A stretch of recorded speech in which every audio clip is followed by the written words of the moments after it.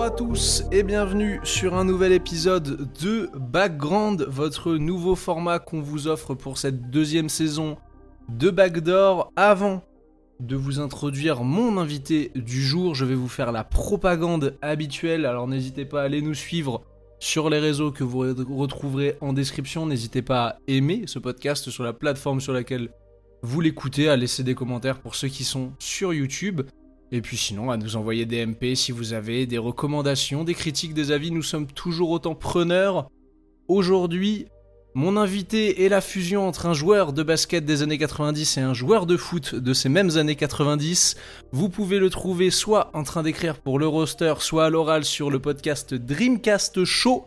C'est un spécialiste des threads Twitter également. Penny Bergkamp, comment ça va ? Eh bien bonjour tout le monde, ça va très bien, très flatté d'être dans la liste des invités, mais écoute, toujours trop cool de parler ballon, et puis ballon orange, et puis voilà, donc très content d'être là, dans cette belle émission.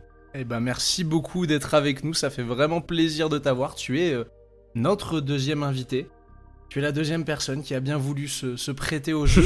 Je te laisse, c'est ton moment. Si tu as comment ta petite propagande à faire, donc je parlais un peu du Dreamcast, mais même d'autres projets, vas-y, fais, c'est ton instant. Tout sera en lien, tout sera en description. Non, bah écoute, franchement, actuellement, c'est vrai qu'on est sur un gros projet du Dreamcast Show qui est passé, on va dire, du podcast à la chaîne YouTube. Donc on essaye un peu de mettre des images, donc franchement on essaye, donc c'est avec Azad @AzMatLaNBA sur Twitter, qui d'ailleurs travaille maintenant pour Celtics Blog à l'international, c'est incroyable, mais du coup voilà, c'est une petite fusion entre nous deux, on fait pas mal de vidéos, si vous voulez en apprendre sur la tactique, on essaye d'être ultra pédagogue, de décrypter des systèmes, mais pas forcément de manière très pointue, enfin essayer de simplifier les choses justement pour que les gens comprennent. Donc ça s'appelle le Dico Tactique, il y a toute une playlist là-dessus si ça vous intéresse. Et au moment où on enregistre, il y a aussi quelques scootings et devrait peut-être pas y avoir une grosse vidéo sur laquelle on bosse depuis un petit temps, donc sur Nikola Jokic. Donc si elle est en ligne, peut-être que vous l'avez déjà vue, si ce n'est pas le cas, allez la voir. Mais sinon, ouais, le truc dont on est assez fier, si je dois propagander un truc, c'est un peu le Dico Tactique, si ça vous dit d'en apprendre plus. Voilà. Eh bah écoute, magnifique. C'est vrai que déjà, félicitations, j'ai vu que vous étiez passé avec les images, c'est beau, c'est une belle progression. Je me posais la petite question là avant, ça fait combien de saisons là du Dreamcast Show que vous faites ? Bah ça va être en vrai seulement la deuxième, hein. Ça va être seulement la deuxième, okay. Parce que moi j'ai commencé fin de saison 2022-23 avec le titre des... Ok. Le titre, je sais même plus qui a gagné. Des Nuggets. Et j'avais fait, en fait... Bon, à l'époque, il y avait pas beaucoup de matos, etc. Donc, il y a eu 2-3 épisodes un peu par-ci, par-là. Et ça a commencé, on va dire, à l'intersaison, à l'été 2023, quoi. Donc, on a fait la saison 23-24 avec plus ou moins un podcast par semaine. Parfois, des rythmes un peu plus soutenus. Après, on a fait Et là, du coup, on attaque la vraie saison 2 finalement du projet, quoi. Eh ben magnifique. En fait, vous avez le même âge que nous. Je pensais que vous étiez un peu plus vieux. Mais non, on est âgés du même âge. Je sais pas où j'ai amené cette phrase, mais je l'emmenais quelque part, visiblement. Voilà, qui va tranquillement clôturer notre échauffement. On a fait nos criss-cross, on a fait nos montées de genoux et nos étirements.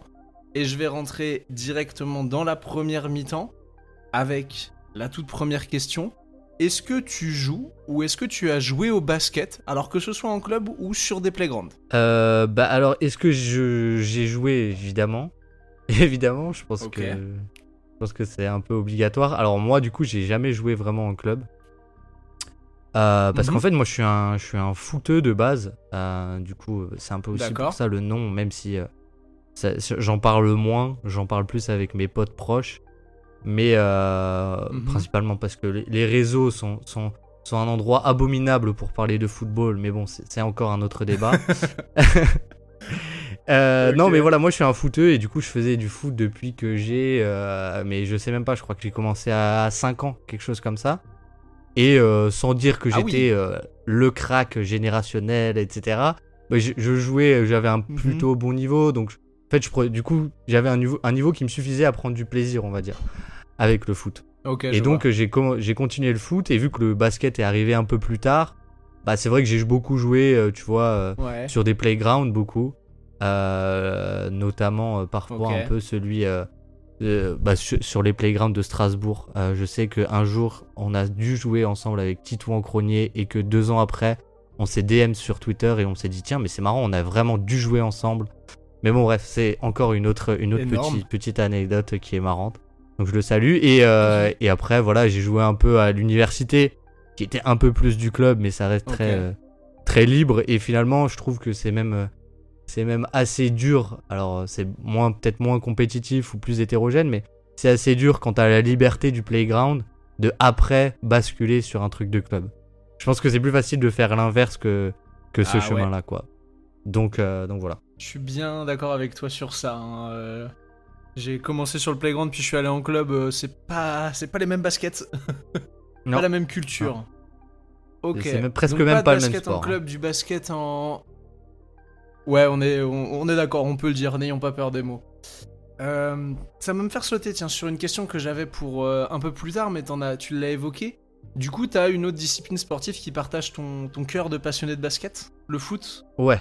Ouais, bah en fait, Ouais. même moi, mais vraiment, je suis né dans le foot, quoi, si tu veux. C'est-à-dire que quand je suis né, le premier truc que mes parents ils m'ont acheté, enfin que mon père m'a acheté, bon, il y a eu un doudou, et après, c'était une petite balle en Ouais. mousse que j'avais dans la cuisine et que je tapais quand j'avais 2 ans, tu vois. Donc, ouais, Ok, je vois. ça a toujours été un truc de cœur. Et puis même, après, globalement, moi, je trouve que le Hmm. sport, c'est quelque chose de magnifique. Il y a à peu près tout ce qu'on Ok. veut. Donc moi, dès qu'en gros, il y a un peu de tactique, un truc, un peu un enjeu, un peu une histoire et des performances, moi, ça me branche après plus ou moins. Mais tu vois, la NFL, j'en regarde aussi parfois. Je dis pas que je m'y Ouais. connais pas forcément vachement, mais tu vois, bah, j'aime bien parce que vraiment, là, dans le côté Mhm. tactique, bon, c'est dur de faire plus tactique que la Ah bah là, NFL, tu j'ai t'y envie de te retrouves. dire. Euh, Ah ah ouais, là, voilà, c'est là, t'es ça. bien, Après, hein. voilà. Tu manges. C'est ça, c'est ça. Ok. Et après, ouais, j'ai eu des périodes, on va dire, période tennis, période, même un peu de vélo, j'ai eu une période, mais bon, que j'ai vite arrêté. Mais Ok. les deux, on va dire, qui m'accompagnent depuis très très longtemps, c'est le foot et le basket. Et c'est les deux disciplines dans lesquelles je m'y connais le plus aussi. Donc bon, j'imagine que ça va de soi aussi, hein. Certainement, bah puis l'influence familiale pour le foot, bien évidemment. En parlant d'influence et en recentrant du coup un peu sur le basket, comment le basket il t'est venu? Est-ce que c'est les potes? Est-ce que c'est une découverte solo? Peut-être encore une influence familiale? Dis-nous tout. Ben alors l'histoire, franchement, elle est assez marrante. C'est allé en 2 étapes. Je t'écoute. Je dirais que la première, en fait, c'est que quand je rentrais des cours, même quand j'étais petit, alors Ouais. ça peut paraître très bizarre, mais parfois je regardais des dessins animés comme un enfant normal. Et très souvent, en fait, je regardais pas de dessins Mhm. animés ou de séries, je regardais Infosport Plus. C'est une chaîne, je sais même pas si elle existe Ok. encore, mais c'était une chaîne qui faisait des récaps J'ai toutes connu les cette chaîne. demi-heures. Voilà. Et elle faisait des récaps toutes les demi-heures Mm. de ce qui se passait dans l'actu sportive. Et je sais Mhm. qu'une saison, alors je sais pas, ça doit être la 2012 ou un truc comme ça, Batum il avait enchaîné les perfs, donc ils en parlaient tous les jours, etc. Puis après il y avait eu Kobe qui avait Ouais. prolongé avec les Lakers. Et alors il montrait des highlights de Kobe, c'était super stylé. Donc je me suis dit, ah tiens, il y a peut-être un truc. Et donc j'ai regardé Ok. les finales. Alors j'ai regardé les finales, je sais plus où il est diffusé, mais j'ai vu une rediff des finales de 2013. Donc franchement, tu vois, en termes de premier truc que tu Donc ça va regardes, être les sur finales Bein, à mon avis. 2013, ouais, ça doit être ça. Mais tu vois, t'as Mhm. le shoot de Ray Allen, le Game 7, le shoot de Tony Parker sur une jambe au Game 1 ou 2, je sais plus. Enfin, tu vois, c'est pas mal, quoi. Game 1, ouais. Ouais, c'est Ah, ça. t'as bien mangé, hein, toi, dès le début, hein. Ah ouais, ouais, ouais. Et donc je me suis dit, mais attends, mais c'est trop génial ce sport. Et donc dans la suite, j'ai acheté Mhm. 2K. J'ai acheté NBA 2K Ok. sur Play 3, je crois. Oui, sur Play 3, oui, oui. Et donc Mhm. j'ai joué à Certainement 2K, toutes les 13-14. 2K 13 tout l'été, puis après j'ai acheté 2K 14, et à partir de là, j'ai farmé, même pas. Et alors là, encore une fois, le mec est un peu bizarre, tu vois. j'ai pas joué au mode My Carrière. Ouais. Moi, je jouais vraiment au mode My Association. Donc, en gros, l'ancêtre du My League ou du My GM, tu vois. Et Tu n'es en pas vrai, seul, c'était sache-le. génial. On est tous les deux comme ça là. Ah, bah voilà. Mais Là, c'était on est trop tous les bien. deux pareil. C'était trop bien. J'ai farmé Touquet sur du My League et du My Asso. C'est génial. C'est le meilleur mode de Touquet. Hein. Moi, y a pas débat chez moi. Ah bah oui, ah bah merci. Et puis ouais, et puis même c'est trop bien, tu sais, au début Ah non, pour t'inquiète. apprendre à connaître les règles de la NBA, c'est une mine d'or. Ouais. Le mode de jeu pour les novices, c'est une mine d'or. Ah bah clairement. Hein. Quand tu manges ton premier Cap Stephen ou ce genre de règles, tu comprends pas ce qui se passe. Hein. Mais du coup, bah tu vas faire tes devoirs. Ah oui, oui. Tu te dis ok, bon bah la prochaine fois, Ok, faut que ça d'accord. passe quoi. Ouais. Donc c'est comme ça que le basket vient à toi et que tu tombes un petit peu dedans en fait. Ouais, c'est ça. C'est un peu de fil en aiguille parce que aussi, eh ben en vrai, le fait que FIFA à l'époque, je le trouvais pas ouf. Je m'ennuyais sur FIFA et du coup Ok. j'avais besoin d'un autre jeu. Donc Touquet a été le moment, tu vois l'enchaînement, les finales de 2013, ensuite besoin d'un autre jeu, donc NBA Touquet, et puis après tout s'est aligné et c'est parti de là quoi. Eh bah écoute, de ce départ, on va te reposer une autre question un peu, c'est à quel moment tu t'es vraiment dit ok, ça y est, je suis passionné, je suis tombé amoureux de ce sport. Ça y est, c'est plus juste j'ai découvert un nouveau jeu pour remplacer FIFA et je regarde Infosport. Et vraiment non, là je kiffe et c'est devenu un truc. Mais honnêtement la saison 2014, hein, ça a pris de suite parce que... Ok, donc très vite. Ah oui, très très très vite. Moi je me souviens que en fait je voulais tout apprendre tout de suite. Tout apprendre tout de suite. Tu vois les moves, je sais pas si Ok. tu te souviens, tu pouvais mettre des animations aux joueurs, genre ton fade away, et tu vois au début tu comprends, tu rentres dedans, tu te dis mais c'est quoi un fade away, c'est quoi un double pas, etc. Bon, un double pas je savais un peu parce que bah en Ouais, bref ouais. t'as joué un peu avec tes potes. Mais voilà, et du coup je voulais tout apprendre tout de suite. Et je me suis très vite pris à regarder des matchs. Ok. Alors souvent c'était le week-end où je pouvais un peu quoi.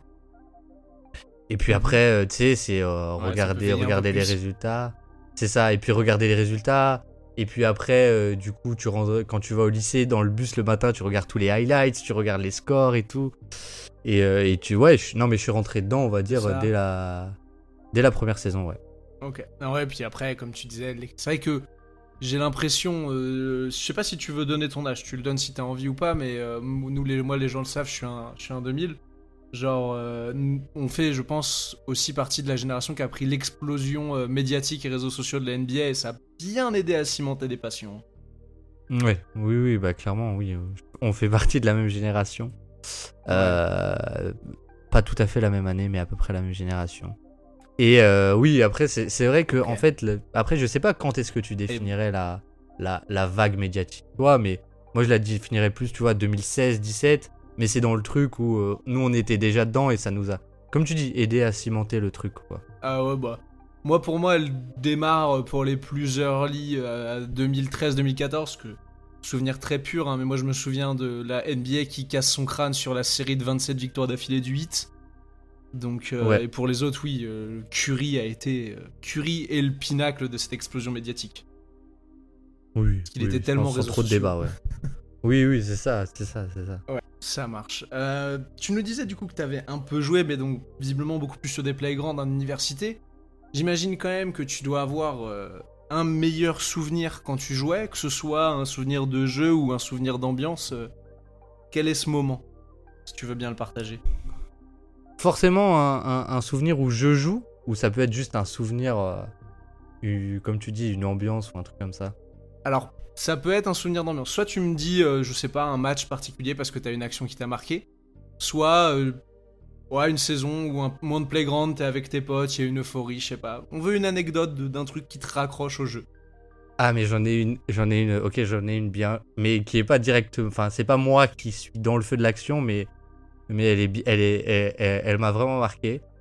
Mais du coup, c'était quand j'étais au lycée, et pour le bac, Eh ben, ça on a marche. on a eu basket en sport pour le bac. Donc c'était Oh, la génial, on était chance. tous, ah ouais, on était Oh, la tous trop chance. contents, hein. Après, on avait 3 fois 500 et Ah ouais, acro-sport tu avec. m'étonnes. Mais du coup, moi j'avais basket et du coup j'avais. Moi, ouf. Je vais pas dire les noms parce que. Mais parce que mais on sait jamais si. Quoi que je pourrais les dire. Mais bon, bref. En tout cas, j'avais des potes qui faisaient du basket en club. Et qui, pour qui. Tu sais, t'es un peu l'âge où. Je vais pas dire t'es dans un espèce de truc toxique, mais t'as un peu de la fierté. Tout le monde a sa fierté, tu vois, au lycée. Et du coup, ses potes étaient très très contents de jouer au basket et très fiers de jouer au basket. Et au moment où on a eu basket au lycée, c'était le moment où fallait montrer qui était le meilleur, quoi. Et donc, il y avait 6 équipes et on était un groupe. En vrai, c'est con, mais t'avais tous les gars qui avaient pris basket, quoi, à l'époque. Donc, c'était vraiment très. Enfin, ça hésitait pas à mettre des coups, quoi. Les gens étaient là pour se faire mal, quoi, presque. Hein. Ouais. Et ce qui est d'ailleurs un peu regrettable. Un peu regrettable, cela dit, mais bon, bref, je m'égare. et donc, il y avait un match, je crois que c'était. Ça fonctionnait par tournoi. Et donc, t'avais les 2 premières équipes au classement qui jouaient l'une contre l'autre. Et donc, t'avais les 4 autres équipes qui étaient autour du terrain. Et vraiment, ça gueulait. C'était trop, trop marrant. Et donc là, j'ai un de mes potes qui jouait au basket. Incroyable. Ouais, et vraiment, c'était incroyable. Et j'ai un de mes potes qui jouait au basket, qui est vachement grand, qui joue plutôt intérieur, et qui se retrouve face à un de mes potes qui joue au basket, mais qui est plus petit et qui joue extérieur. Et donc, le gars, vraiment, mais la scène de film américain, quoi. Il demande une ISO, le petit, il a la balle, et il demande une ISO. Et il fait et il fait vraiment, il lui met un cross arrière, tu vois, un dribble dans le dos, pardon, un snatch comme ça. Et vraiment, mon pote qui est grand tombe et tout le public du coup quasiment genre crie et rentre sur le terrain, tu vois. Et rentre sur le terrain et le prof était complètement dépassé, obligé d'arrêter le match, quoi.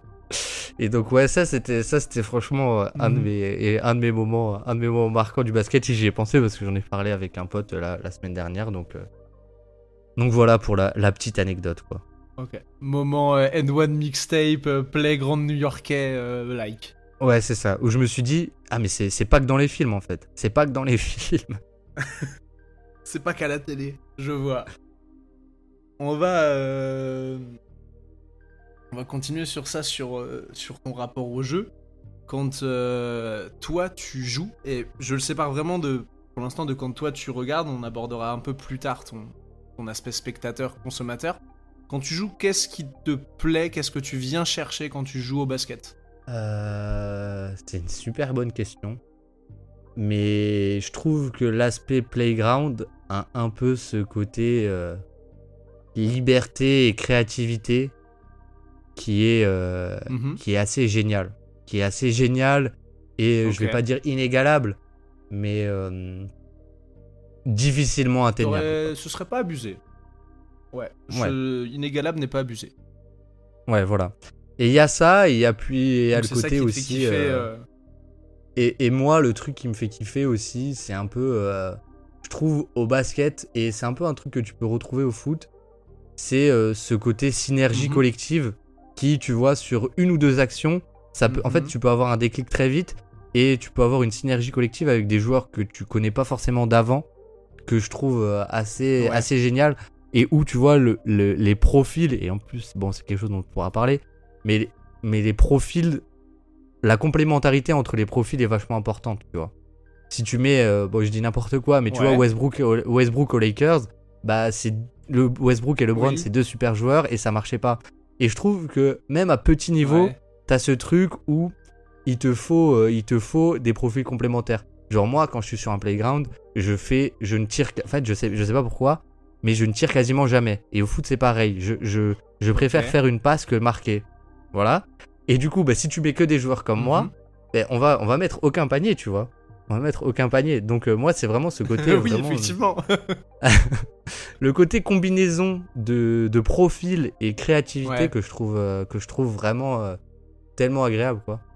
En fait, je suis en train de me dire, là, tu m'en parles, donc t'as pas joué en club, donc c'est pour ça qu'on te l'a jamais évoqué, mais de tout ce que tu me discutes, et les gens vont le découvrir après, mais moi je le vois quand je te vois parler sur toi et tout, tu aurais été un excellent coach. Ah, ben. Et tu serais même un excellent coach, je pense. Ah, mais c'est un. Je vais pas dire un rêve, mais enfin, moi, du coup, sur du foot, moi, quand j'étais dans mon club à l'époque, avant que je parte pour des études, bah, j'étais toujours entraîneur, tu vois, des petits, etc. Et bah, du coup, c'était du foot, mais tu vois, c'est toujours un truc. Moi, l'éducation, tu vois, apprendre les bons trucs, etc. Et puis même, le coaching, après, c'est peut-être une discussion autre, mais je trouve le coaching, moi, j'ai une vision du coaching où vraiment une de mes phrases favorites, c'est la folie, c'est de ne rien changer et d'attendre le même de ne rien changer et d'attendre un résultat différent.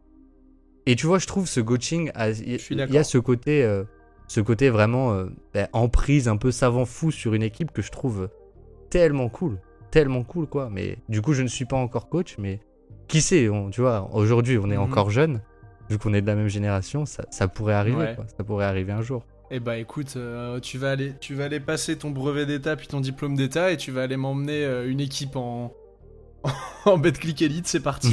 Je pense que tu ferais un très bon coach. Il y a vraiment quelque chose à creuser là. Moi j'entends du discours qui me plaît. En plus de ça, c'est vraiment le même discours que j'avais quand moi j'ai coaché dans ma vie au basket.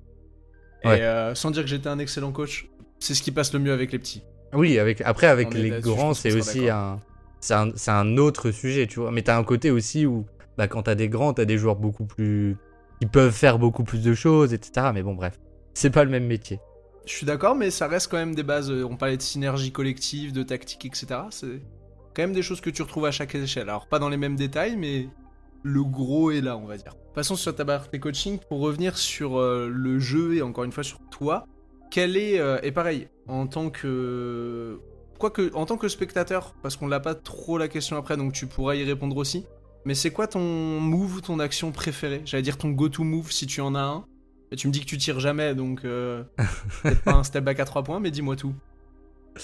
Moi, le truc que je fais beaucoup trop souvent, et tu vas vite comprendre ce que c'est en gros, c'est quand tu drives un peu vers le panier, tu vas avoir, du coup, que ce soit après une action de pick and roll, mais si tu arrives à drive vers le panier, t'as souvent une aide qui va venir sur toi.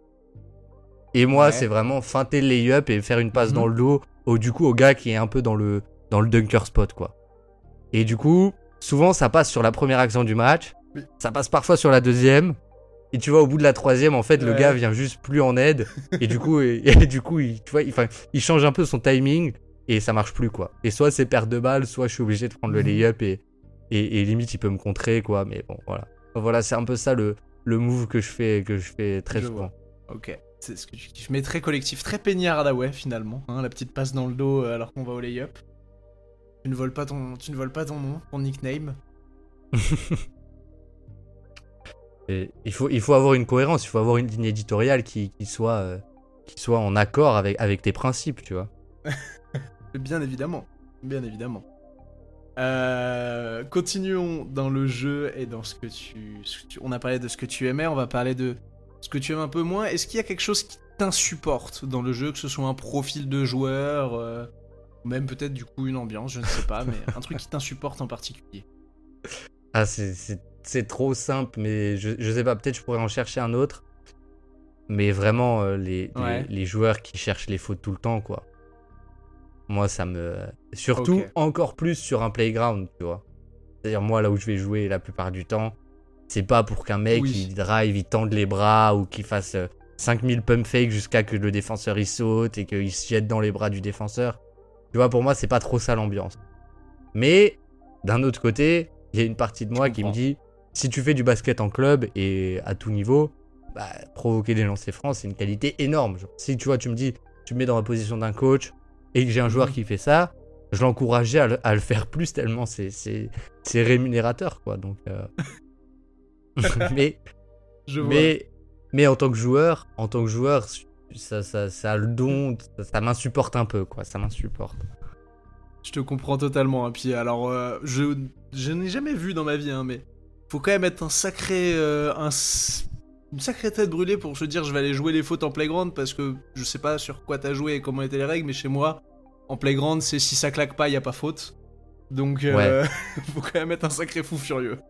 Non, mais le profil, il est souvent très simple à évaluer. Hein. C'est un gars qui, en fait, annonce ses propres fautes tout le temps, tu vois. Et voilà. Et donc, il tend les bras, il fait « Ah bah, faute. » Et puis voilà. Et puis parfois, ça arrive aussi que ça claque, quoi. Parce que le gars est bon et qui fait la bonne feinte, etc., quoi. Je vois. Donc c'est ça qui t'insupporte. Les gens qui font... qui cherchent la faute. Mais oui, c'est vrai que, par contre, dans le basket de club, t'es heureux de l'avoir dans ton équipe, mais pareil, tu pètes les plombs quand c'est en face. Ouais. Ah bah oui. À tout niveau, je pense qu'il y a un côté qui est même pas pris enfin, qu'on peut pas prendre en compte dans les stats, mais le côté psychologique avec les fautes, c'est un truc de fou. Un truc de fou, tu vois. En vrai, Harden Prime, il rendait fou les gens, mais même pas que les adversaires. Enfin, j'ai envie de dire, surtout les gens sur Twitter, oui. ils devenaient dingues. Ils devenaient dingues là-dessus. Ouais, il m'a rendu fou sur mon canapé, Harden Prime. J'en ai pété les plombs. Mais bon. Ah bah les matchs à 25 lancers francs, bon tu me diras Embiid c'est un peu pareil. Mais ouais. Bon, bref. C'est une autre discussion je pense. C'est vrai, c'est ça. Bon après moi maintenant je pense que quand tu vieillis t'arrêtes juste de regarder les matchs de ces joueurs là, mais c'est un autre débat comme on disait. Je vais quand même aller continuer sur le jeu et après on va passer un peu sur ton côté spectateur avec une dernière question. T'as pas, donc tu me disais beaucoup joué, mais ça a pu être le cas quand même. Est-ce qu'il y aurait un moment où le basket t'a, alors dégoûté, le mot est peut-être un peu fort, mais en tout cas ta passion pour le jeu a peut-être diminué à la suite d'un événement, d'une passe, ne sais-je? D'une passe, j'aime bien le d'une passe. Alors c'était pas une passe dans le sens une passe dans le dos raté, pardon. Ouais. Mais c'était une mauvaise passe dans ce sens-là. Oui, ok. Mais je l'aime bien, franchement, elle est pas mal la formulation. Mais alors, au point de jouer, non. J'ai eu des périodes où je jouais, on va dire, plus que d'autres, tu vois, où genre, tu vois, un peu printemps, été, tu vas jouer tous les jours et c'est mortel et c'est génial. Mais des périodes où tu joues genre une fois par semaine, une fois toutes les 2 semaines ou quoi. Mais on va dire, j'ai toujours eu un moment un peu régulier. J'ai jamais eu en tout cas, de jouer, j'ai jamais eu ce dégoût ou quoi. Mais c'est vrai que... Alors, Alors, je pense que c'est personnel, mais que je le partage avec d'autres gens. Mais le moment où KD, il signe aux Warriors... Waouh. Ouais. Genre là, j'étais en mode, bon, J'avais pas beaucoup de recul, hein. Mais il y avait pas besoin de beaucoup de recul pour comprendre que la ligue, elle était complètement... Tu vois qu'il y avait même plus d'intérêt à part si une des stars se blessait, quoi. Donc, à ce moment-là, j'ai failli prendre du recul, on va dire, sur la NBA. J'ai failli prendre du recul et peut-être du coup, de fil en aiguille, j'aurais pris du recul sur le basket en général.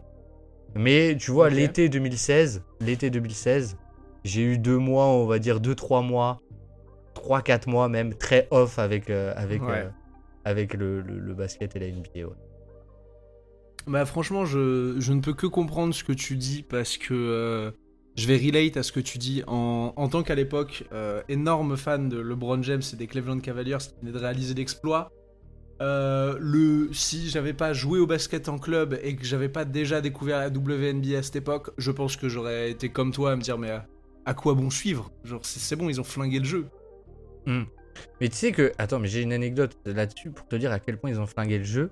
C'est que j'avais du coup un de mes oncles avec qui on s'amusait parfois à faire des petits paris, tu vois. Alors attention, les paris c'est quelque chose de dangereux, faut que ce soit contrôlé. La pub des paris sportifs et le public ciblé, c'est pas bien du tout, on est d'accord. Mais voilà, placer un petit pari de temps en temps, c'est assez marrant. Et si on en a les moyens. Et du coup, moi j'étais allé regarder avec son compte, pas pour placer ou quoi, juste par curiosité, la cote des bookmakers pour les Warriors champions de 2017 avant la saison. Et c'était un truc genre, je crois que c'était moins d'1,50. C'était genre 1,25, 1,30. Et pour vous dire, enfin, sur un champion au début de saison, c'est une anomalie.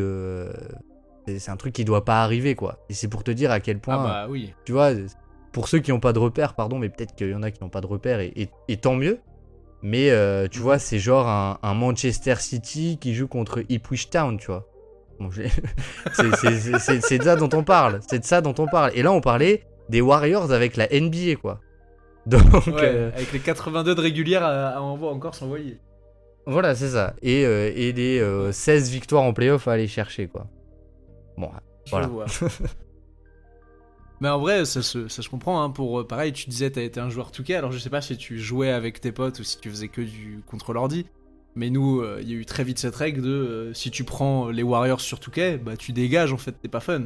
C'était l'équipe Ouais, interdite. ouais. De fou. Ah, de fou. De fou, t'étais vraiment... Ou alors tu le donnes, tu vois, il y a un gars, tu fais une soirée, t'es à 4, il y en a un, il a jamais vraiment joué à Touquet. Tu dis, bon bah vas-y, prends les Warriors, et puis comme ça, tu shootes n'importe comment, et t'en mettras un ou deux. mais oui, sinon, entre gens du même... De fou. Gens du même background, genre t'avais pas le droit, t'avais juste pas le droit, quoi. On est d'accord, ça a été un moment compliqué. C'est parfait parce qu'on a évoqué un moment qui avait plus un regard de fan, donc ça va nous faire une transition nickel pour la deuxième mi-temps. On va boire notre petit Gatorade, retourner un peu sur le vélo pour continuer d'être chaud, et on va attaquer plus ton basket en tant que consommateur, et aussi te demander à la fin, tu verras ton avis sur un peu la culture basket. Pour commencer et pour te situer, sur une échelle de 1 à 5, à combien tu t'estimes en termes de quantité de consommation de basket? 1 est le minimum, 5 le plus élevé. 12, à peu près. Non, mais... Non, franchement, là, depuis quelques années, tu vois, ça a vraiment pris une place très, très importante trop importante même dans ma vie. Mais du coup, ouais, en fait, j'ai passé le stade où, c'est un stade assez inquiétant que certains pourront dire, mais où, en fait, c'est le mois de mars-avril, plus personne joue rien, et moi, je suis là, je m'ambiance sur un Jazz Kings, parce que Keontae George et Tyler Hendricks, ils vont jouer 25 minutes, tu vois.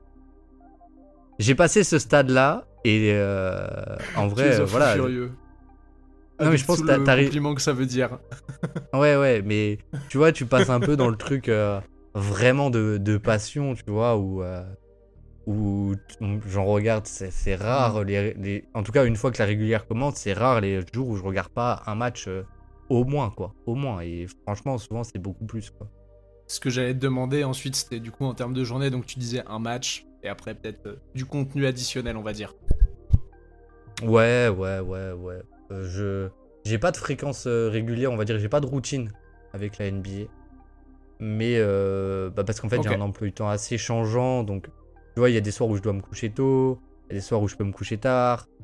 Donc, c'est. Mais souvent, enfin, c'est. Tu vois, ce que j'aime bien faire, en général, quand même, il y a un truc qui bouge pas trop, c'est le match de la pause du midi. Je mange et je regarde un match et c'est cool, quoi. C'est cool. Continuons dans ta consommation avec cette fois-ci ton support. Alors tu nous l'as déjà un peu teasé, tu parlais de ton match, donc la NBA app. Mais quels sont tes autres supports de consommation favoris pour la NBA? C'est-à-dire en dehors du match pur, quoi? Ouais, en dehors du match, donc ça peut être podcast, article. Moi j'englobe NBA 2K devant. Je peux englober aussi...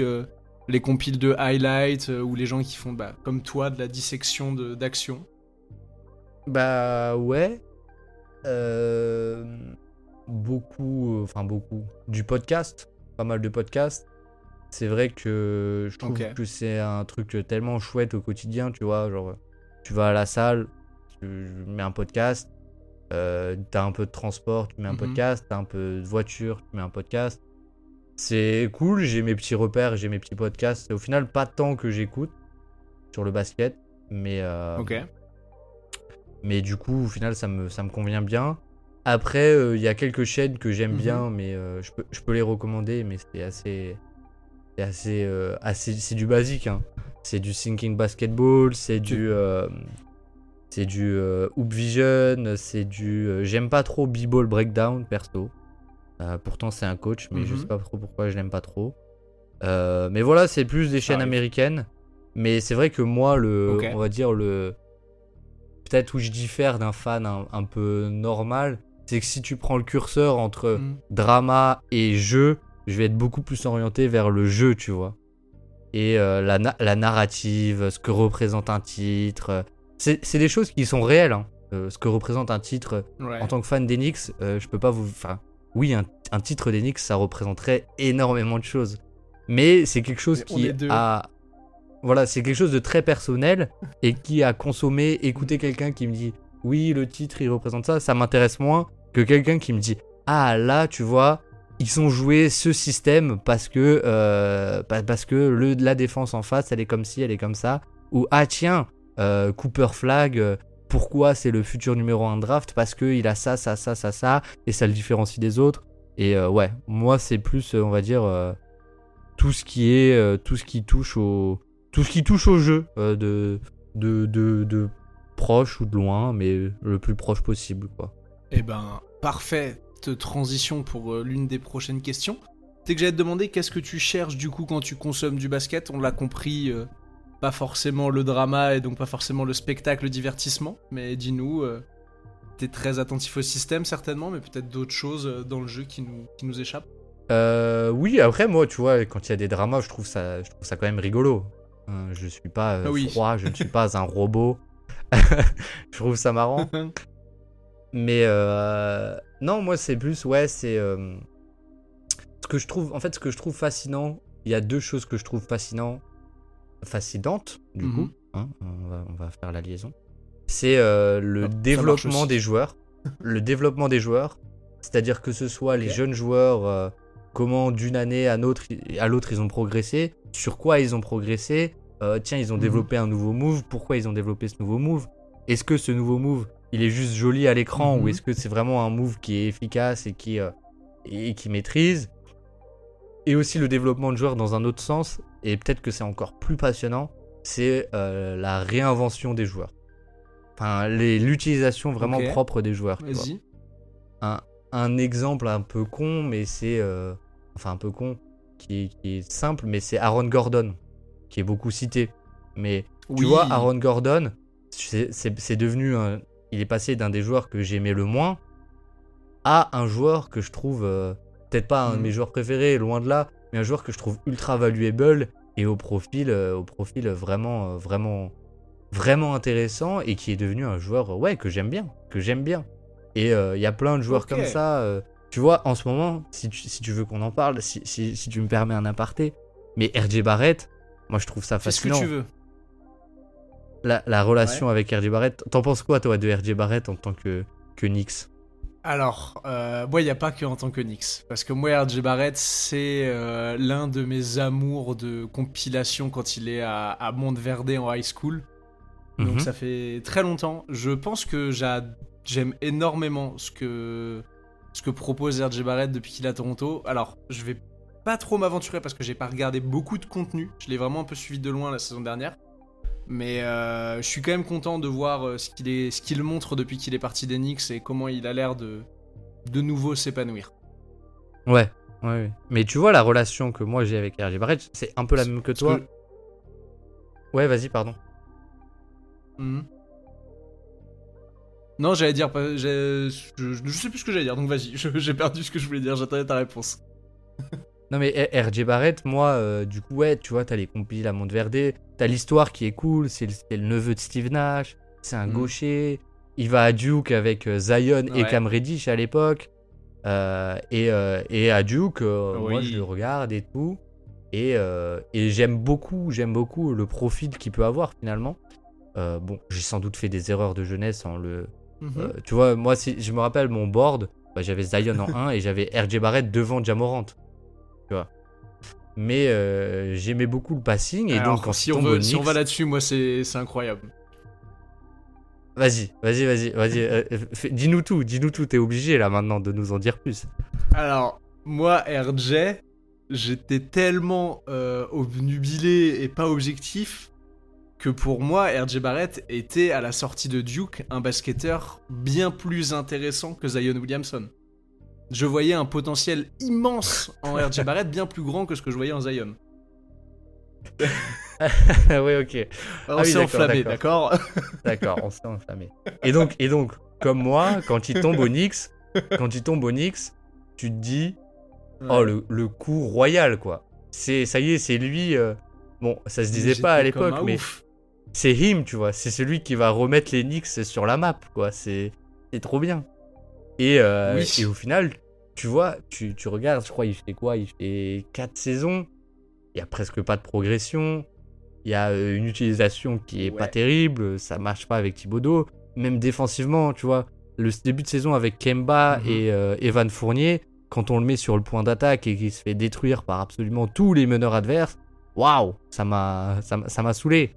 Et donc au final, c'est passé d'un prospect que j'adorais à un joueur qui se développe très peu et sur lequel finalement je m'étais un peu trompé aussi, tu vois.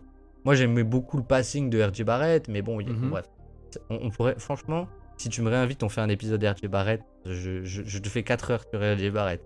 Mais c'est un autre sujet. C'est un autre sujet. À réfléchir. Et tu vois, RJ Barrett, il arrive à Toronto. Et moi, j'adore la saison de Thibodeau. Je trouve que c'est une saison de coaching sous-estimée, etc. Mais c'est vrai que ça marchait pas avec RJ Barrett. Et le coach de Toronto, j'ai oublié son nom, mais qui est Rajakovic. J'ai oublié son nom aussi. Et ben, qui l'utilise beaucoup plus en tant que poseur d'écran, en tant que sur lequel tu lui donnes des systèmes où il a pas à créer, où il arrive lancé, etc. Et tu te rends compte qu'il fait une deuxième partie de saison où pour la première fois de sa vie il est efficace et que du coup il est plus utilisé en connecteur qu'en créateur, ça lui va beaucoup mieux. Et d'un coup tu te dis ah ouais, mais en fait le joueur il est cool quoi. Il est cool. Et ça, tu vois, des trajectoires comme ça me fascine au plus haut point. Et à un tel point que j'en ai oublié ta question de base. Mais je crois qu'on a fait une... C'est parce que je crois qu'on a fait une... une merde. Je perds mes mots aussi. Une digression, pardon. De la question de base, qui était ce que tu recherchais dans le jeu. Donc c'est pour ça qu'on en est venu à RG Base, que tu nous as dit que tu aimais le développement de joueurs. Donc recontinue là-dessus si tu as d'autres choses à dire. Ah oui, c'était le développement de joueurs. Et l'autre aspect, c'est vraiment le côté que j'aime bien avec la NFL, mais que je maîtrise un peu moins. Mais c'est le côté finalement vraiment partie d'échec, quoi. Moi, je trouve que la NBA est un peu ce côté. Et il y a eu un peu une narration inverse à ça qui est il n'y a plus de système en NBA, il n'y a plus de défense en NBA, etc. Et chacun se fait son avis, hein. Oui, ça met plus des grosses tatanes comme Bill Laimbeer dans les années 90, c'est vrai. Mais dire qu'il n'y a plus de tactique, il n'y a plus de système, je suis pas forcément d'accord. Très simpliste. Voilà, exactement. Et donc, moi, je trouve que, tu vois, en NBA, il y a vraiment ce côté tactique où le coach a une vraie emprise qui est fascinante. Et en fait, ce qui est dur, c'est d'avoir toutes les composantes en tête ou connaître un peu toutes les composantes. Mais je trouve que c'est ça qui est aussi génial, c'est qu'une fois que tu mets un peu le nez dedans, sans être forcément, tu vois, je te dis pas connaître tous les systèmes, savoir ce que c'est une Ricky Action, etc., etc. Mais une fois que tu sais à peu près les composantes d'un joueur, c'est-à-dire, je sais pas, que Rudy Gobert, ça va être plus un intérieur de drop et que du coup, pour le sortir, pour le battre, faut plutôt l'attaquer, tu vois, un profil comme Doncic, c'est parfait, pourquoi c'est parfait, etc.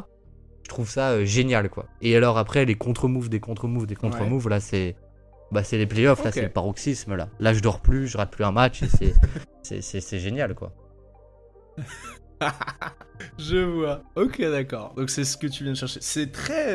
c'était le point de vue, pour être honnête, que je m'attendais à ce que tu me donnes en voyant un peu ton travail d'un point de vue externe, mais je suis content vraiment que tu le développes, parce que je pense que même il y a pas mal de personnes qui vont être très intéressées par ton discours, ce qui est très très intéressant. Je vais du coup aller de cette question sur la prochaine, et je pense que la réponse ne va pas être beaucoup plus différente. Mais non, pardon, excusez-moi, je me perds, je me reprends. Je vais d'abord poser la première question, qui est quelle est ton équipe favori et quel est ton joueur favori? Je les ai dit, c'est les Knicks et Luka Doncic. Voilà. Les Knicks et Luka Doncic, ok. Donc, maintenant, je vais pouvoir poser ma deuxième question, qui est, est-ce que tu es plutôt un spectateur objectif, ou est-ce que tu es un gros clubiste? À ton avis, alors question qui est assez intéressante, je me permets, mais de ton point de vue, pardon, est-ce que je suis un gros clubiste? De mon point de vue, tu es tout sauf un clubiste. Et je pense que en fait, un vrai fan, et je pense qu'on va se rejoindre là-dessus, mais un vrai fan est souvent plus dur avec le joueur qu'il supporte ou l'équipe qu'il supporte qu'un fan normal qui a aucun affect avec cette équipe. Je pense. Je suis d'accord et pas d'accord. C'est-à-dire que si on est tous les deux fans des Knicks, donc on va pouvoir se rejoindre sur certains joueurs. Je suis comme toi, je pense, très dur avec les Knicks, dans le sens où je suis jamais satisfait, j'arrive pas à me satisfaire de autre chose que... même la saison dernière, j'étais pas si satisfait que ça, parce que je me disais, on aurait pu faire tellement mieux. Je sais pas ce que t'en penses. Mais il y a des sujets, on parlait de RJ Barrett tout à l'heure, quand c'est rachat chez Knicks, où l'objectivité ne fait absolument plus partie de moi. Et déjà, je sais pas si c'est la même chose pour toi. C'est une bonne question. Parce que moi, il y avait difficilement plus dur sur je sais pas, sur Terre, je vais peut-être pas abuser, mais j'étais super dur avec RJ Barrett. Mais bon. Il y a des trucs, tu vois, où je trouve... En fait, je pense, là où le côté un peu clubiste je peux avoir, c'est un peu trouver ou donner trop d'importance à certains contextes pour redonner de la valeur aux joueurs, tu vois. C'est-à-dire, je peux trouver des excuses et je peux... Bah, tu vois, par exemple, Jalen Brunson, exemple très simple qu'on partage. Si tu prends mon point de vue, un point de vue assez froid et un peu qui aime les stats, mon Jalen Brunson, il est efficace, mais il est pas surefficace. C'est pas Jokic, c'est pas chez Gilgeous-Alexander. Il est pas dans cette caste-là encore, tu vois. Et on est d'accord. Moi, je vais être capable un peu de justifier ça de par le... bah oui, mais le contexte, il a pas de spacing. Et en un sens, c'est vrai, tu regardes ses chiffres sur Drive à Dallas, le mec était le meilleur driver de NBA ou pas loin, parce qu'il jouait dans un 5-out. Et là, tu le mets au Knicks, il y a Randle, il y a Mitchell Robinson, il y a Josh Hart. Bah l'efficacité sur Drive est plus si bonne. Mais du coup, je vais être capable de trouver des contextes à Jalen Brunson parce que je l'aime beaucoup trop et ça dépasse l'entendement pour un peu le défendre, on va dire, dans des débats qu'on peut avoir tous, tu vois, sur Twitter. Et tu vois, genre, ça peut aller à un point où tu peux dire oui, mais tu regardes en fait Jalen Brunson. Et en plus, c'est quelque chose que je pense à moitié. Mais il y a beaucoup de tirs de Jalen Brunson où en fait il les prend parce que l'intérieur monte sur lui et du coup soit il le met, soit Mitchell Robinson est ouvert au rebond offensif. Et donc ça fait baisser son pourcentage parce que c'est pas un bon tir, mais d'un point de vue global, presque c'est pas mal, quoi, j'ai envie de te dire. Presque c'est pas mal et c'est... Ouais, je veux. Mais tu vois, d'un point de vue presque... on sort un peu de l'objectivité quand même, quoi. C'est ça que je veux dire. Je suis vachement d'accord et je te rejoins. C'est pour moi ce qui fait un bon fan. C'est-à-dire que oui, t'es quand même très dur. Mais oui, des fois, t'aimes bien donner des excuses, fabriquer des choses, effectivement, ou trouver des trucs. Moi, j'ai eu ce truc-là quand aussi Frank Ntilikina est arrivé à New York et que j'étais tellement heureux de voir un rookie français se faire drafter que j'ai complètement, vraiment omis toutes les critiques justifiées qu'on pouvait faire à Frank Ntilikina. Et oui, parce que le plus important, au final, ça devrait rester le jeu, tu vois. Mais Frank Ntilikina, en plus, il avait à peu près toutes les caractéristiques pour qu'un fan ne soit pas objectif. C'est-à-dire que c'était un projet long terme. Oui, clairement. Il était français. En plus, attends, mais moi je viens de Strasbourg, donc je l'ai vu jouer à la SIG, ses finales contre Chalon-sur-Saône. Moi j'étais dans la salle et tout. J'étais en mode, ouah, c'est incroyable. J'ai même une photo de lui dans le tram. J'ai une photo avec lui dans le tram, pendant la saison. Hein. Incroyable. Trop bien. C'est un projet long terme, il est jeune, c'est un meneur drafté par les Knicks. Il avait tout, quoi. Il avait le surnom French Prince, etc. Il avait absolument tout pour qu'on lui trouve des excuses. Et c'est ce qu'on a fait. Ah bah puis la James Bump LeBron au bout de je sais pas combien de matchs, c'était incroyable. Oui, c'est vrai. Ok. Donc on a compris un spectateur finalement plus objectif et ça... Cette question n'est pas... La réponse à cette question n'est pas si surprenante, je pense qu'on s'y attendait, mais c'est bien aussi d'entendre dire que tu as des sujets où tu es un peu plus subjectif. Continuons dans ta consommation en tant que que spectateur. Et je voulais te demander si, enfin pas si, mais quel regard tu portais sur la culture basket actuellement et son évolution. Waouh, je sais pas trop. En France, globalement en France, on va dire. Je peux clarifier ma question si jamais. Vas-y. Alors, typiquement, comment tu trouves, on va la séquencer, on va dire.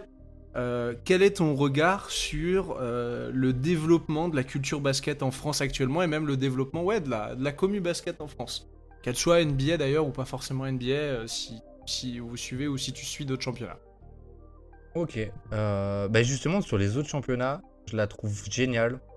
Que ce soit la NCAA, la WNBA, la Betclic League. Je trouve ça génial parce que c'est des gens qui vont vers cette ligue pour voir un autre basket et qui aiment profondément le basket, entre guillemets.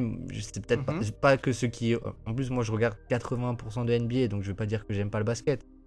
Mais, on va dire, c'est des gens qui y vont avec vraiment... je sais pas comment dire, mais un peu des bonnes intentions. Sûr. Et je trouve que... Il y a un truc qui est intéressant avec la commu NBA. Déjà, ce qui est cool, c'est qu'elle grossit.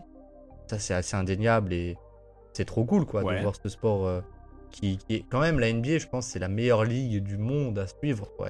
T'as tout ce que tu veux. Si tu es là que pour la télé-réalité, tu peux. Si t'es là que pour le jeu, tu peux aussi. Si t'es là que pour le salary cap et les règles, tu peux aussi.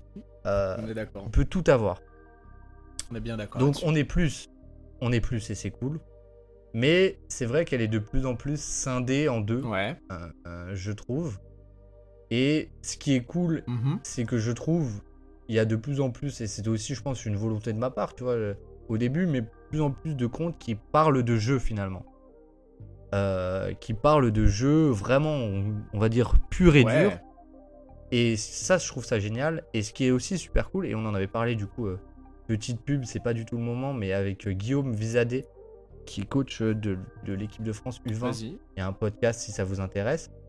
Et du Mans, bien sûr. Et qui nous disait, il y a un espèce de côté chez les coachs et chez les médias aussi.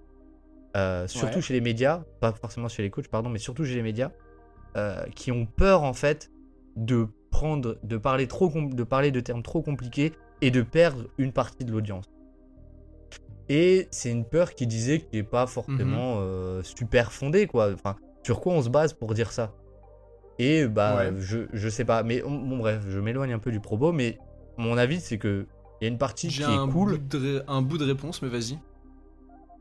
Il y a une partie qui est cool dans le sens où il y a de plus en plus de gens qui font ça et finalement les gens commencent à se rendre compte que c'est cool en fait de parler de jeu et de pas juste parler en points par match. En gros, je grossis le trait, on s'en fiche.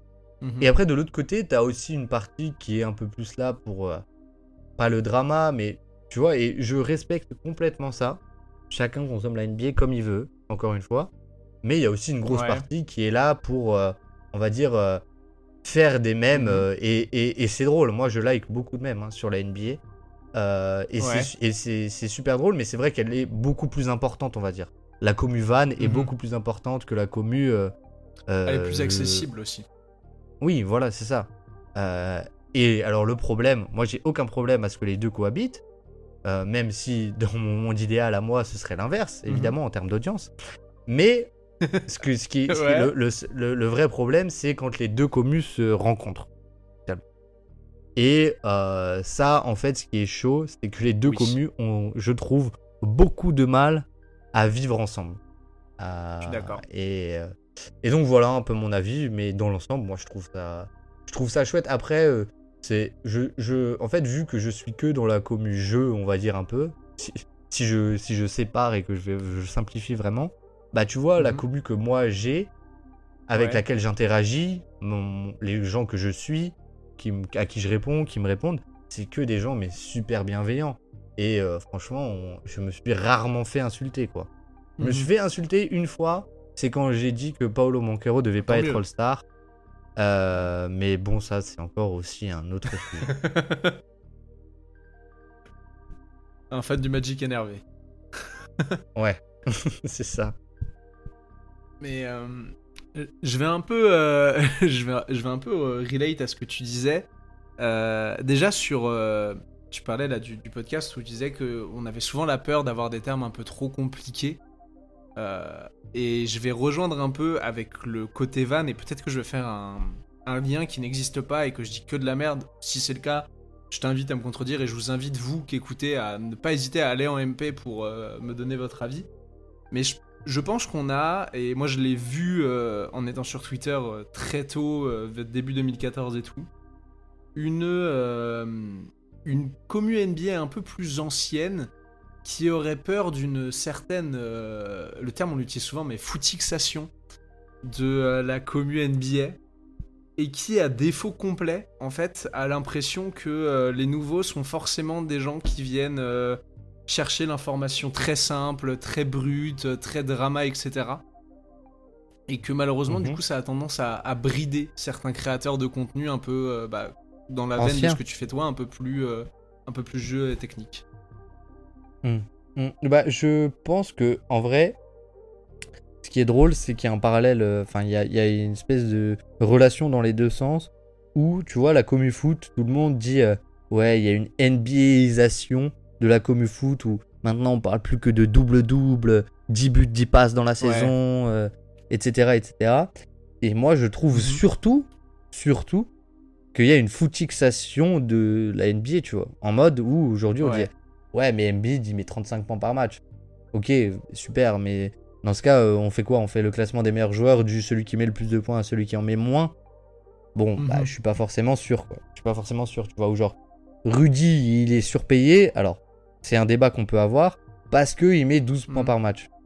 Bon, je pense que c'est plus parce que... Je pense que, tu vois, moi, si je devais avoir des arguments sur pourquoi il est surpayé, c'est plus parce qu'il a pas le passing, parce qu'il a une certaine rigidité dans ses schémas défensifs et qu'on a vu avec l'équipe de France d'ailleurs. L'équipe de France, les gens n'ont pas compris, tu vois. Enfin, je trouve qu'il y a une espèce d'incompréhension de pourquoi Rudy a pas joué sur la deuxième partie du tournoi olympique. C'est parce qu'on a changé les schémas. C'est parce que Collet a changé les schémas et bon, bref, je m'égare encore une fois. Mais tu vois, je trouve qu'il y a plus... On aura cette discussion off, mais je suis d'accord. Limite plus une footixation de la commu NBA qu'une NBAisation de la commu foot, tu vois. Il y a un peu les deux en même temps et bon, voilà. Mon point de vue, c'est qu'il faudrait que les deux acceptent qu'aujourd'hui on est les deux sports surdominants. Et alors je dis sport, mais en fait aujourd'hui la NBA est une ligue tellement surdominante et surmédiatique qu'elle arrive un peu à compenser avec le foot européen dans son ensemble. Et qu'il faut juste accepter qu'en fait, y a des ponts entre les deux qui existent, et aussi des fois que les deux peuvent s'influencer positivement comme négativement. Bref,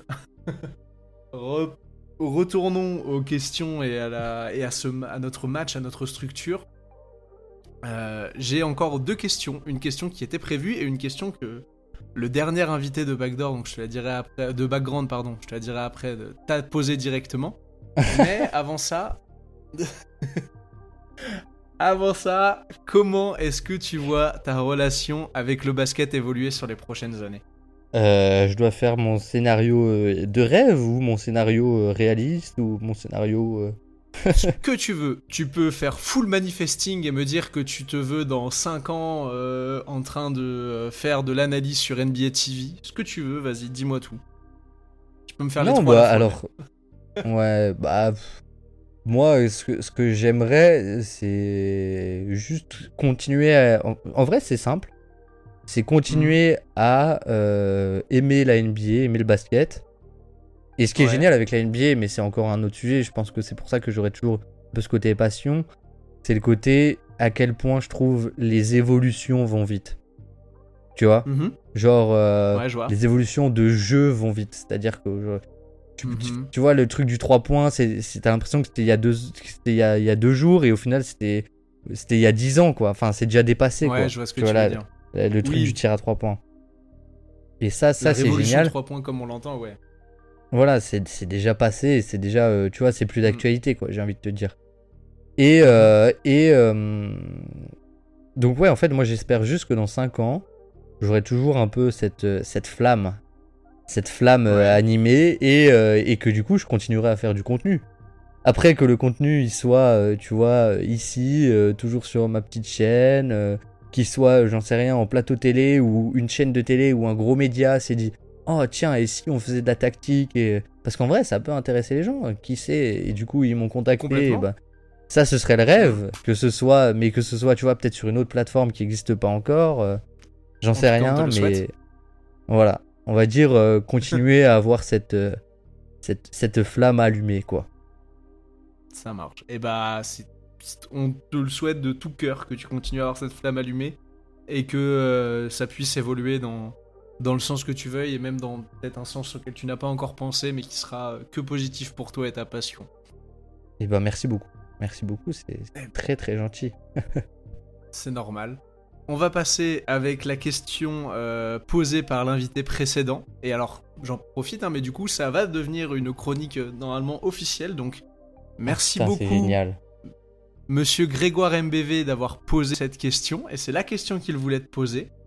C'était, si tu devais créer une statistique, laquelle ça serait? Ah, il est chiant. Ouais. Et en plus, si je devais créer une statistique, waouh. Ouais. Déjà, je pense que je créerais pas une statistique qui, ok. Tu vois, un peu le rêve. Non, mais le rêve de tout statisticien, un peu. Enfin, ce serait de se dire, tiens, je crée une stat qui, en fait, englobe tellement tout qu'en fait, après, t'as genre la note Touquet, quoi. T'as genre la note Touquet. Ok. Bon, ça, je trouve que ce serait pas drôle parce que du coup, après, t'as plus de débat, quoi. T'as ta note, ok, bon, bah, c'est Jokic le 1, c'est Bronson le 2. C'est chiant, effectivement. C'est pas drôle. Donc, je créerais pas ça. Qu'est-ce que je pourrais créer, tiens. Et en plus, c'est con parce qu'à chaque fois, je me dis, ce serait trop bien d'avoir cette stat quand je fais un thread ou quand je fais un article. Et là, évidemment, j'ai aucune idée. Je dirais... Si tu veux, je te laisse réfléchir un peu et je meuble en attendant. Eh ben, je veux bien que tu meubles, ouais. Eh ben, je vais meubler en attendant et puis tu m'interromps quand tu auras trouvé ta stat. Pour ce meublage, voilà, on est chez Ikea ici. Je vous invite à aller dans l'allée qui se trouve à ma droite et à aller une nouvelle fois checker en description le travail de Baptiste Pennybergkamp. Donc allez voir le Dreamcast Show, en plus ils viennent de se lancer sur YouTube, il y a de la vidéo, c'est génial, je sais que pour beaucoup ça apporte quelque chose.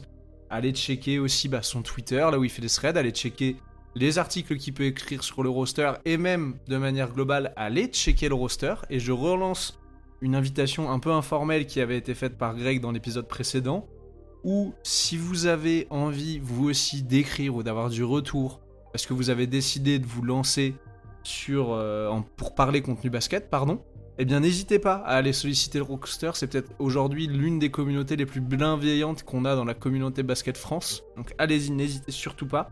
Je vais en profiter aussi dans l'allée de gauche pour vous dire d'aller vous abonner à Backdoor et d'aller écouter les épisodes, aller mettre des étoiles sur les plateformes où vous pouvez mettre des étoiles, sinon des pouces en l'air, sinon des commentaires, pareil, allez en MP, nous faire vos retours, ce que vous voulez. Est-ce que Penny, tu as ta stat? Baptiste, pardon. Ouais, j'en ai quelques-unes, mais je sais pas si c'est les meilleures, mais j'en ai une que je me dis ce serait marrant de la voir. C'est tous ceux qui connaissent un peu du coup les stats connaissent nba.com/stats et connaissent donc les playtypes. Donc sur nba.com, tu peux avoir les playtypes et l'efficacité de chaque joueur ou de chaque équipe avec ce playtype. Okay. Et donc c'est assez gros, enfin assez grossier. C'est-à-dire que tu vas avoir la transition, les catch and shoot, les pick and roll ball handler, les pick and roll rollman, etc. Et moi, ce que je rêve un peu et ce qui serait génial, parce que en fait, le but d'une stat, c'est de confirmer ce que tu vois toi. C'est-à-dire, tu vois Stephen Curry mettre plein de 3 points. Tu te dis, il est très fort à 3 points. Donc après, tu vas voir les stats. Oui. Ah oui, il est très fort à 3 points. Mais tu peux avoir des pièges. Tu peux avoir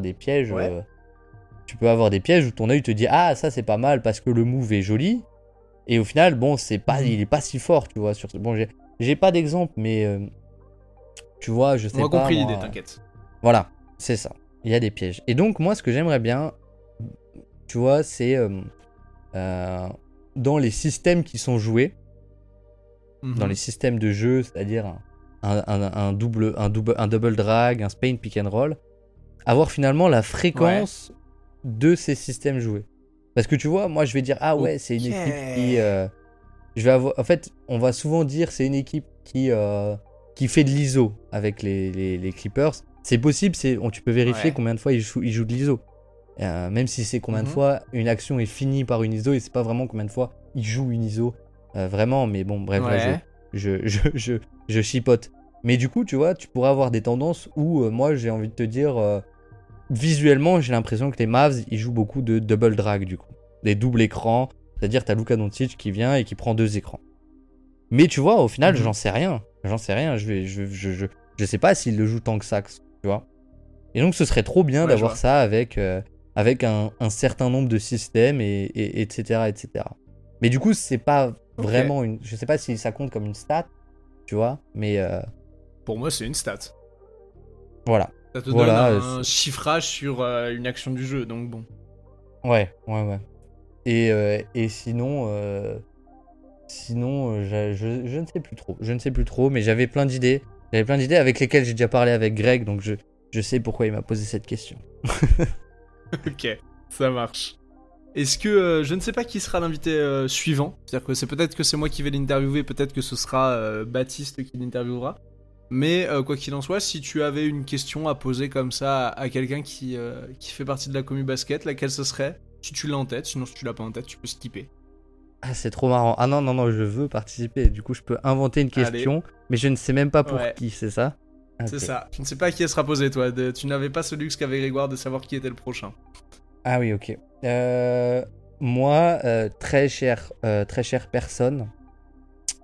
Très chère personne. J'aimerais savoir, très simplement... alors, non, mais attends, j'avais posé une question horrible si la personne ne suit pas. Mais ok, j'aimerais savoir très simplement quelle sera pour toi la All-NBA First Team dans 5 ans.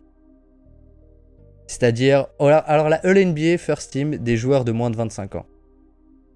Non, dans 5 ans. La All-NBA First Team dans 5 ans. Est-ce qu'il y aura toujours LeBron? Tu peux dire LeBron. Voilà ma question. Ok. Quelle sera la All-NBA First Team dans 5 ans? C'est une belle question, putain. Voilà, je laisserai la personne se creuser les méninges. Putain, j'ai presque envie d'y répondre.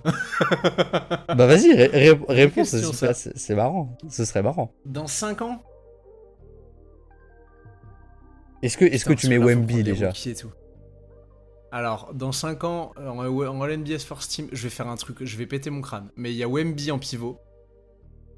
Il y a Jokic en un deuxième intérieur. De toute façon, il n'y a plus de postes sur les teams. Doncic, Cooper Flag. Ouais, et il t'en manque un. Le problème, c'est qu'il reste qu'une place. Il reste une place et j'ai une loterie dans le crâne actuellement. Et ça va être ma... Ouais, j'ai une méga cote, mais vraiment, cette cote, elle est à 4000.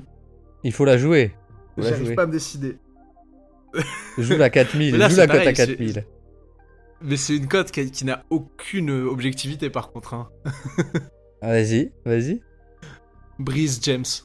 Oh, waouh. Ah oui. Ouais, oui, d'accord.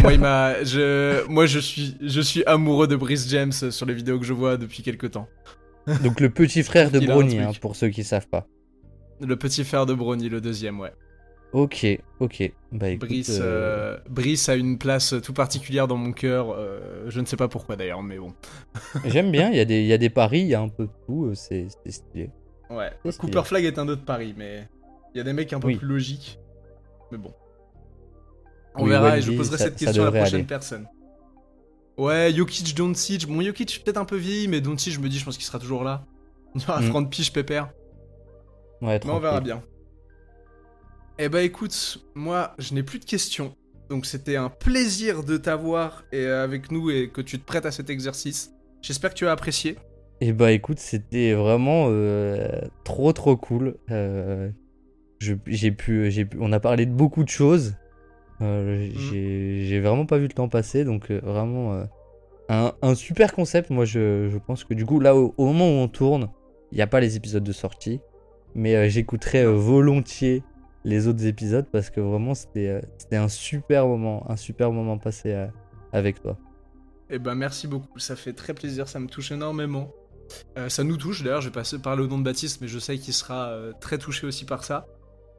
Dans ce cas-là, il nous reste plus qu'à clôturer, à vous dire, à vous qui nous écoutez, de passer une très bonne fin de journée, un très bon début de journée, peu importe que vous nous écoutiez quand ça sort, le lendemain matin, dans le métro, sur les chiottes, en train de faire la vaisselle. On vous embrasse. Penny, encore une fois, merci énormément. Topette, je te laisse le mot de la fin. Vive Jalen Brunson et vive les Knicks.